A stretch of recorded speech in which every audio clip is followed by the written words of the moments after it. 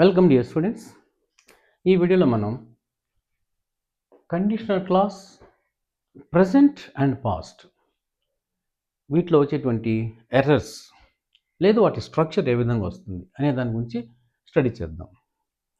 కొన్ని ఎగ్జాంపుల్స్ తీసుకుంటున్నాం. If you concentrate well, నువ్వు బాగా కాన్సన్ట్రేట్ కానీ చేసినట్లయితే అంటే ప్రజెంట్ టెన్స్. ఇక్కడ దానికి ఈక్వల్గా ఏం చెప్తున్నావు? యూ కెన్ అండర్స్టాండ్ వెల్, నువ్వు అర్థం చేసుకోగలవు. యూ విల్ అండర్స్టాండ్, అర్థం చేసుకుంటావు. లేదు యూ విల్ అనొచ్చు, లేదు యూ క్యాన్, ఎబిలిటీ గురించి చెప్పాలంటే యూ క్యాన్ అండర్స్టాండ్ వెల్, నీకు అర్థం చేసుకోగలవు, ఆ శక్తి నీకు ఉంది. ఎప్పుడు? ఇఫ్ యూ కాన్సన్ట్రేట్ వెల్, బాగాన కాన్సన్ట్రేట్ చేసినట్లయితే. అది కండిషనల్ క్లాస్లో ఇది ప్రజెంట్ అనమాట. ఇఫ్ యూ కాన్సన్ట్రేట్ వెల్ అంటే అర్థం చేసుకోగలవు. ఇఫ్ యూ కాన్సన్ట్రేటెడ్ వెల్ అంటే ఇక్కడ పాస్ట్ టెన్స్ వర్బ్ ఉపయోగించాం. అప్పుడు ఏమవుతుంది? పాస్ట్ టెన్స్ ఉపయోగించినాక పాస్ట్ టెన్స్ని ఇక్కడ యూ కెన్ అండర్స్టాండ్ వెల్, బాగా అర్థం చేసుకొని కాన్సన్ట్రేట్ చేసి ఉంటే అన్నాం. అంటే గతంలో కండిషన్ అనమాట. దాన్ని కండిషనల్ క్లాస్ ఇది పాస్ట్ అంటాం, లేదు పాస్ట్ కండిషనల్ అనొచ్చు. ఎలా అన్నా ఒకటే. అలాంటి టెక్నికల్ వర్డ్స్ నేర్చుకోకపోయినా తెలుసుకోకపోయినా పర్లేదు. ఇక్కడ పాస్ట్ టెన్స్ వచ్చింది. ఇఫ్ యూ కాన్సన్ట్రేటెడ్ వెల్, నువ్వు బాగా కాన్సన్ట్రేట్ చేసి కానీ ఉన్నట్లయితే పాస్ట్లో యూ కెన్ అండర్స్టాండ్ వెల్, బాగా అర్థం చేసుకోగలవు, చేసుకొని ఉంటావు. పాస్ట్ టెన్స్లో చెప్పాలంటే ఇక్కడ కూడా దాని యొక్క ఈక్వల్ క్యాన్ బదులు కుడ్ ఉపయోగించాలి. ఇక్కడ ప్రజెంట్ టెన్స్ కాబట్టి క్యాను విల్ ఉపయోగిస్తాం. ఇక్కడ పాస్ట్ కండిషనల్ కాబట్టి యూ కుడ్, పాస్ట్ ఈక్వాలెంట్ మనం ఉపయోగించాలి. క్యాన్కి కుడ్, విల్ అయితే వుడ్. ఇంకా కొన్ని ఎగ్జాంపుల్స్ చూసినప్పుడు క్లియర్గా అర్థమవుతుంది. If he reaches railway station on time, అతను గాన టయానికి కానీ వెళ్ళిపోయి ఉంటే, రైల్వే స్టేషన్ కానీ ప్రజెంట్ కదా, వెళ్ళితే he will catch the train catch చేయగలడు. అంటే he can catch the train అని అనొచ్చు, లేదు he will catch the train catch చేసేస్తాడు. ఈ he reached railway station on time అంటే అర్థం ఏంటి? ఇక్కడ రీచ్డ్ పాస్ట్ టెన్స్ వచ్చింది. రీచ్డ్ అంటే పాస్ట్ టెన్స్ కదా. పాస్ట్ టెన్స్ ఉపయోగించినప్పుడు కండిషనల్ క్లాస్లో, పాస్ట్ కండిషనల్ క్లాస్లో ఇక్కడ ఏం ఉపయోగించాలి అనేది పాయింట్. హీ వుడ్, ఇక్కడ విల్ ఉంది కదా పైన ప్రజెంట్ కండిషనల్కి, ఇక్కడ పాస్ట్ కండిషనల్కి దాని past equivalent would. He would catch the train. అర్థం ఏంటంటే అతను టయానికి కానీ నిన్న ఆన్ టైం అంటే కరెక్ట్ టయానికి వెళ్ళి ఉంటే హీ వుడ్ క్యాచ్ ది ట్రైన్ని క్యాచ్ చేసి ఉండేవాడు అని, అది కూడా పాస్ట్ అనమాట, చేసి ఉండేవాడు అని. దాన్నే మనం ఇంతకుముందు ప్రీవియస్ వీడియోలో ఎలా చెప్పుకున్నాం. If he had reached railway station on time, స్టేషన్కి అతను కరెక్ట్ టైంకి కానీ వెళ్ళి ఉంటే, అది కూడా పాస్ట్ పర్ఫెక్ట్ అంటాం, కానీ ఒకే సెన్స్కి ఉపయోగిస్తాం. ఎలా ఉపయోగించినా ఒకటే, ఇలా ఉపయోగించినా కూడా ఒకటే. If he reached railway station on time, టయానికి అతను రైల్వే స్టేషన్కి వెళ్ళి ఉంటే గతం.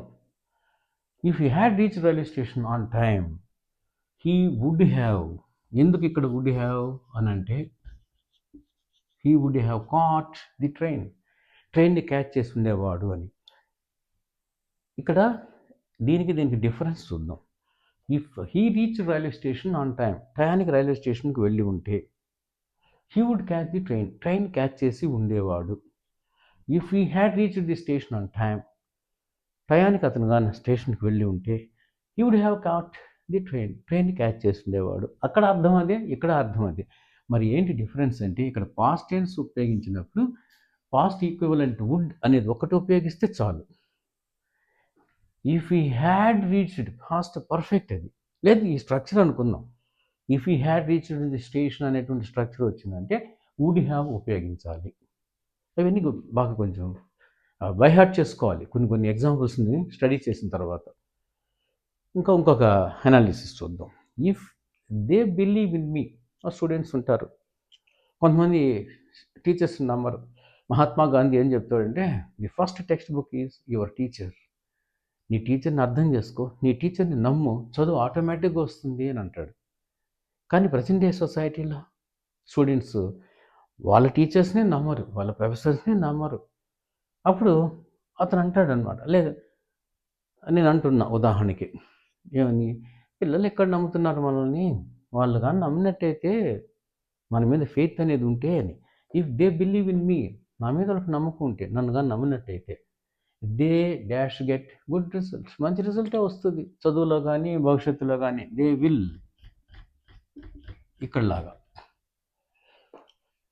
You can understand well, you will understand well అన్నాం కదా, you will catch the train catch చేస్తాడని. అలాగా they will get good result, మంచి రిజల్ట్ వస్తుంది వాళ్ళకి, నన్నుగా నమ్మినట్లయితే వాళ్ళు. అది నమ్మితే అన్నాం అంటే ప్రజెంట్, ఇక్కడ ఫ్యూచర్ ఉపయోగిస్తాం దానికి మెయిన్ క్లాస్లో.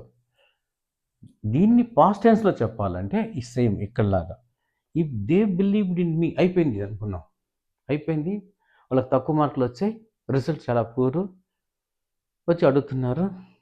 అప్పుడు నేను చెప్తున్నా, ప్రిన్సిపల్ నన్ను అడిగాడు, నేను చెప్తున్నా, ఎక్కడ సార్ వాళ్ళు మనం చెప్పింది ఏది నమ్మరు, ఇది చదువుకో, ఇది నేర్చుకో, అది వస్తుంది గ్యారంటీగా, దీన్ని ఎలా స్టడీ చేయాలి, ఈ ప్రాజెక్ట్ ఇలా వర్కౌట్ చేయాలని చెప్తాను సార్, కానీ వాళ్ళు మన మీద నమ్మకం ఉండడం లేదు. నమ్మిగాని ఉన్నట్లయితే వాళ్ళు, అంటే జరిగిపోయిన తర్వాత అన్నమాట, రిజల్ట్ వచ్చేసిన తర్వాత, if they believed in me, నన్ను కానీ నమ్ముంటే sir, they would get a good result, they would, మంచి రిజల్టే వచ్చేది వాళ్ళకి, మంచి రిజల్ట్ పొందుండే వాళ్ళు, అంటే ఇప్పుడు పొందలేదు, నమ్మి కానీ ఉన్నట్లయితే పాస్ట్ అనమాట, పొంది ఉండేవాళ్ళు పాస్ట్.